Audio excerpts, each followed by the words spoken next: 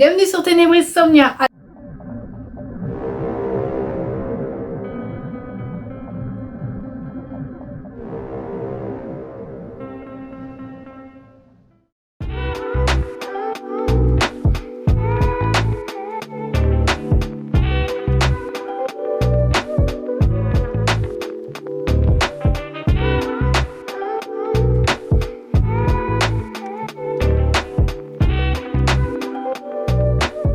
Alors là, je vous prends un peu à l'arrache.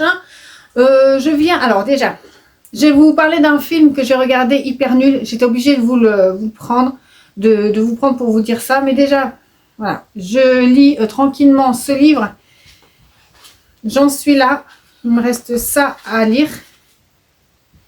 Je vais retirer les petits post-it, sinon ils vont encore tomber. J'ai commencé hier. Voilà, je le lis à fond. Je le lis à fond. La fatigue m'arrête, mais sinon, je suis à fond dedans. À fond dedans. J'adore l'univers des Freaks décrit par Sam Cujo. Vraiment des personnages trop bizarres. Trop bizarres. Vraiment, elle a une imagination assez folle. Hein. Alors, on est avec Bobby qui vit dans la rue et qui va par hasard tomber sur ce cirque. Il a emprunté un passage secret pour échapper aux flics. Donc par hasard, il tombe sur son passage et il tombe sur ce fameux cirque secret. Hein. Et donc, bah voilà. Et il va découvrir cette troupe de freaks. Alors comme on dit, des freaks sont des monstres. Il y a la femme éléphant, hein, elle a un nez d'éléphant. Il y a l'homme crabe, il a des pinces à la place des mains. Le mec qui m'a fait le plus flipper... Enfin, ils sont gentils puisqu'après il incorpore la... Enfin, ils sont gentils. Je dis rien, c'est pas le fait que... Voilà, mais ensuite Bobby, notre personnage principal, va incorporer, sans qu'on lui ait demandé trop son avis, hein, cette troupe. Donc ils sont 5-6 et celui, je crois que c'est le premier personnage qu'il rencontre de cette troupe, c'est l'homme aux plis. Son visage n'a que des plis. Et des fois, dans son visage, il cache des genres, il va cacher une carotte. Il cache à manger. C'est trop bizarre, c'est trop bizarre. Mais c'est trop bien trouvé, je trouve. Ah voilà, je l'ai mis. Comment est-ce possible qui étaient ces monstres? Le vieil homme releva un des plis de son visage et en sortit quelque chose. Une carotte. Il avait stocké une carotte entière dans son visage. Pardon. Il la posa devant la fille éléphant. Ah, c'est trop bien. Moi, j'adore tous les personnages inventés par Sam Cujo. C'est trop bien. J'adore l'ambiance, on est vraiment dedans. Donc voilà, ça se lit super vite et j'adore cette lecture. Donc elle va être bientôt terminée. Vous le savez, en ligne, il y a encore le sondage. Hein, alors c'est pas ma prochaine lecture. Il y a le choix entre 3 lectures. Ça sera une lecture, le gagnant sera lu dans le mois. Hein. Alors, je venais surtout pour vous parler d'un film que j'ai regardé hier. Mais ne le regardez pas. Hein. Enfin, après c'est comme vous voulez. Hein, mais j'ai regardé Le Bal de l'Enfer. Oh, je me suis dit un petit film d'horreur. Allons-y. Ah bah, horreur, je me suis fait chier. Comment on peut s'ennuyer devant un film d'horreur? Comment on peut produire ça? Comment on se dit je peux produire ça?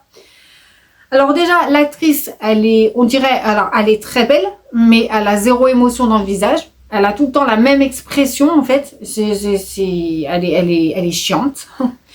Elle arrive dans ce château parce qu'en fait, elle a fait un test ADN. Elle a perdu sa mère et nanani et nanana. Voilà, on l'a emporté sur encore les émotions. Donc, elle a perdu sa mère et puis donc, elle fait un test ADN sur Internet. Vous savez, pour retrouver sa famille, son arbre généalogique. Et puis, elle va rencontrer un gars. Voilà. Alors, il faut dire qu'elle est métisse. C'est important dans l'histoire. Elle est métisse et puis elle rencontre un gars, un blanc, qui vient, alors qui possède, alors il découvre qu'elle a ce membre de sa famille qu'il ne connaissait pas. Ils ont un manoir, etc. Donc, elle va là-bas parce qu'il y a un mariage, justement. Tout le monde voudrait la rencontrer. Elle arrive là-bas et puis, voilà, ça va être la descente aux enfers. Mais alors, dis donc, je me suis fait chier. Elle arrive là-bas. La meuf, on croit qu'elle est dans une colonie de vacances. Elle est trop à l'aise. Je sais pas, t'es là-bas, surtout que tu t'es chez des gens que tu connais pas, même si c'est ta famille. Je sais pas, j'ai pas aimé. Elle se croit chez elle et tout, tranquille. Ce film, c'est du déjà vu, mais aucune originalité. Il n'y a pas de surprise. Il n'y a pas de surprise. Je me suis ennuyée. C'est-à-dire que pendant, il dure 1h45, pendant, on va dire 1h15, il se passe rien. Elle est au téléphone avec sa meilleure copine, voilà, une BFF, hein, forcément. Les vieux clichés. Elle lui envoie des textos et tout. Et regarde mon lit. Alors, c'est des riches, hein, où elle a une chambre de fou, voilà. Mais il se passe que ça. Il ne se passe rien. Rien, rien, rien. Quelques scènes horrifiques pendant 1h15, et je mens pas. Il y a eu 5 minutes de scènes horrifiques pour un film d'horreur. C'est-à-dire que entrecoupé, il y a eu 3-4 scènes horrifiques. Le tout faisait 5 minutes.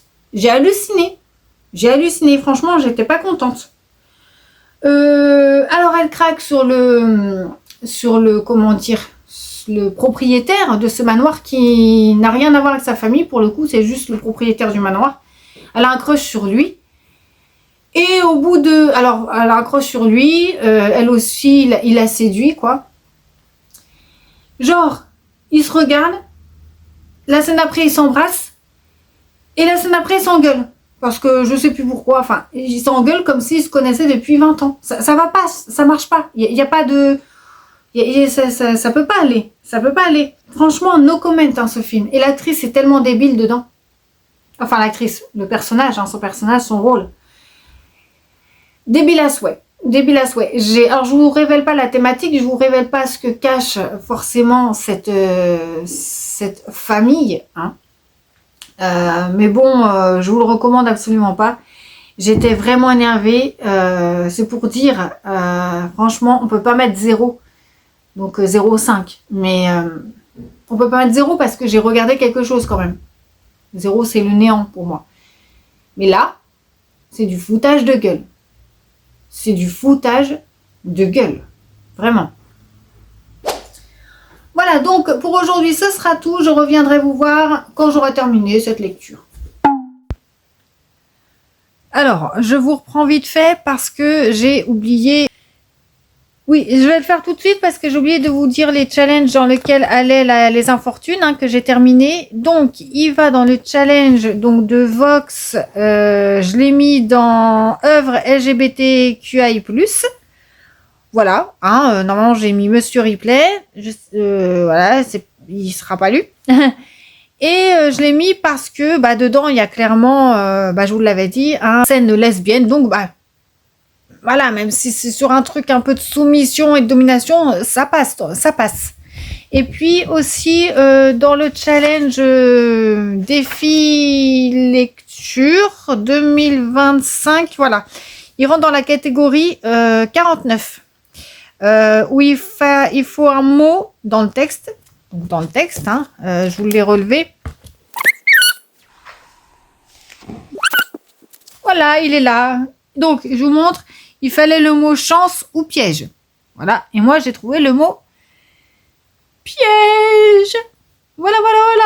Alors, du coup, on va faire part un peu du truc. Voilà.